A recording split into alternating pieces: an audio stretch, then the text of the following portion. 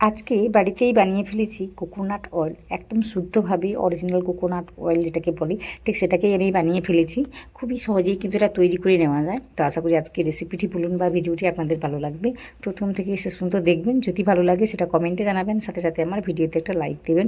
নতুন কেউ হয়ে থাকলে অবশ্যই আমার চ্যানেলটিকে সাবস্ক্রাইব করে নেবেন, ওইভাবে আমাকে সাপোর্ট করবেন। তো এখানে দেখুন 4টে নারকেল আমি নিয়েছি, বেশ বড় সাইজের রয়েছে। তো ওগুলোকে আমি ফাটিয়ে নিয়েছি। ফাটিয়ে নেওয়ার পর নারকেলটাকে আমি ছাড়িয়ে নেব। তো দেখুন এই তেলটাকে আমি যেভাবে বানিয়েছি এইভাবে বানালে আপনি স্কিন থেকে শুরু করে চুলের মধ্যেও ইউজ করতে পারেন। খুবই কী বলবো, একদম শুদ্ধভাবে বানানো বা একদম পরিষ্কারভাবে অরিজিনাল কোকোনাট অয়েল। তো এটা ভীষণই ভালো স্কিনের জন্য। তো আপনারা দেখুন, আশা করি আপনাদেরও কাজে আসবে। তো দেখুন এইভাবে আমি ছাড়িয়ে নিয়েছি, আপনারা যেভাবে পারবেন সেভাবে ছাড়িয়ে নেবেন। বাড়িতে যখন নারকেলের পরিমাণটা অনেকটাই থাকে তখন আমরা কি করি, মেশিনে মারিয়ে তেলটাকে বানিয়ে নিই। তো অনেক সময় দেখা যায় অতটা পরিমাণ থাকে না, কারণ ওখান থেকে বলা হয় যদি নারকেলের পরিমাণটা মোটামুটি 15 কেজি বা তার একটু বেশি হয় তখন কিন্তু তেলটাকে মারিয়ে দেওয়া হয়, নাহলে কিন্তু মারিয়ে দেয় না। তো অনেক সময় হয় না বাড়িতে অতটা থাকে না, তখন আমরা এইভাবেই বানিয়ে থাকি। তো দেখুন মোটামুটি কয়েকটা ছিল, আমি ছাড়িয়ে নিয়েছি, ফাটিয়ে নিয়েছি, তারপর এইভাবে কাজটি করে নিয়েছি। আর যেহেতু স্কিনের মধ্যে আমরা ইউজ করব তাই ধুয়ে নিচ্ছি, আমি এটাকে পরিষ্কারভাবে কাজটি করে নিচ্ছি। তো দেখুন এই তেলটা কিন্তু ভীষণই ভালো, এটা স্কিন থেকে শুরু করে চুলের মধ্যে কিন্তু সহজেই ইউজ করা যায়, যে কারণে আমি পরিষ্কারভাবে কাজটি করে নিচ্ছি। তো নারকেলগুলোকে আমি একটা মিক্সার জারে দিয়েছি, দিয়ে না অল্প করে জল দিয়েছি, দিয়ে বেটে নিয়েছি। বেশি জল দিয়ে কিন্তু বাটা যাবে না, অল্প করে জলটাকে দিয়ে একদম মসৃণভাবে কাজটি করে নিতে হবে। তো দেখতেই পাচ্ছেন মোটামুটি এইভাবে যে কটাই ছিল বা যতটা ছিল আমি একই সঙ্গে মোটামুটি বেটে নিয়ে রেখেছি।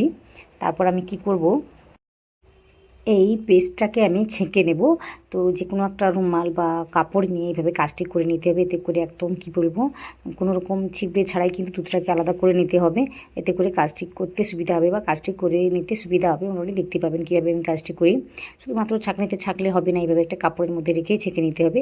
আর এই কাজটি সহজেই করে নেওয়া যায়, ওই যে বললাম বেশি একটা পরিশ্রম লাগে না, তবে সময় কিন্তু একটু লাগবেই।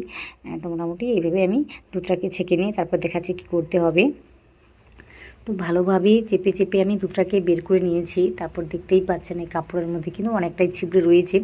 এটাকে এখন আমি ফেলে দিচ্ছি না, মোটামুটি এটাকে আমি জল দিয়ে আরও একবার বেটে নেব। বেটে নেওয়ার পর দুধটাকে বের করে নেব। তারপর এটাকে আপনারা চাইলে রোদের মধ্যে মিলে দিয়ে শুকনো করে নেওয়ার পর এটাকে কাজে লাগাতে পারেন, যে কোনো নাড়ু বা যে কোনো মিষ্টির মধ্যে দিয়েও কাজটি করতে পারেন, যেটাকে আমরা বলি ডেসিকেটেড কোকোনাট, বাজার থেকে কিনতে পাওয়া যায়, ঠিক সেটার কথাই বলছি আমি।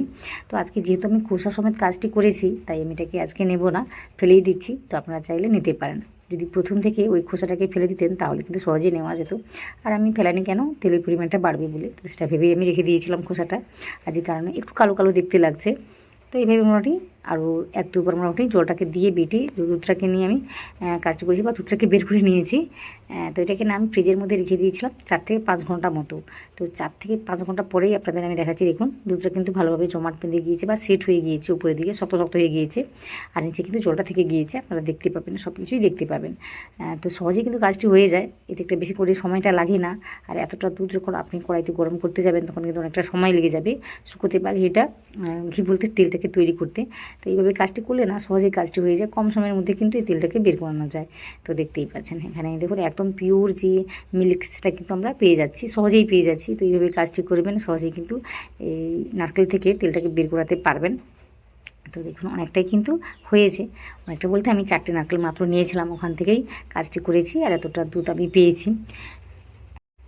আচ্ছা, এই ভিডিও থেকে কিন্তু আপনারা আরও একটা জিনিস জানতে পারবেন সত্যটা কি, কারণ আমি অনেক ভিডিওতে দেখিয়েছি মাত্র দুটো নারকেল দিয়ে নাকি 400 থেকে 500 ml তেলটাকে বের করে আপনাদের দেখাচ্ছি। তো দেখুন আজকে আমি 4টে নারকেল নিয়েছি, ওটা থেকে ঠিক কতটা তেল বেরোয় সব কিছু আপনাদের সাথে শেয়ার করব বা আপনারাও জানতে পারবেন। আমি কোনো কিছু গোপন করব না, লুকিয়ে রাখবো না, আপনারা দেখতে পাবেন। তো দেখুন অতটা তেল কিন্তু পাওয়া যায় না, তাও দেখুন কতটা তেল আমি পাই মাত্র কি বলবো 4টে নারকেল থেকে। আর ওরা দুটো নারকেল থেকে নাকি 400 থেকে 500 ml তেল বের করে দেখায়। তো মোটামুটি ওইগুলো কিন্তু একদম ভুল। তবে কাউকে নিন্দা করছি না বা কারো নিন্দা আমি করছি না, তো ওটা একদমই কিন্তু ভুল, আমি ওটা বলতে পারি। কারণ আমি আজকে 4টে নারকেল নিয়েছি আর নারকেলগুলো বেশ বড়োই ছিল, আপনারা আশা করি দেখেছেন। তো দেখুন এইভাবে কিন্তু তেলটাকে আমি মাড়িয়ে নিচ্ছি বা বের করে নিচ্ছি। প্রথমে আমি হাই ফ্লেমে রেখে কাজটি করেছি, তারপর কিন্তু মিডিয়াম ফ্লেম রেখেই এইভাবে তেলটাকে বের করে নিয়েছি। যখন দেখবো এর কালারটা একদম ব্রাউন কালার হয়ে গিয়েছে বা ডার্ক ব্রাউন হয়ে গিয়েছে, তখন কিন্তু আমি গ্যাসের ফ্লেমটাকে অফ করে দিয়েছিলাম। তারপর ঠান্ডা করে নিয়েছি। ঠান্ডা করে নেওয়ার পর আপনাদের আমি দেখাচ্ছি, দেখুন কতটা তেল বেরিয়েছে। বেশি কিন্তু তেলটা বেরোয়নি, আপনারা দেখবেন কতটা বেরিয়েছে। 4টে নারকেল থেকে এতটা তেল বেরিয়েছে। 100 থেকে 150 ml হবে হয়তো, আপনারা দেখতে পাবেন।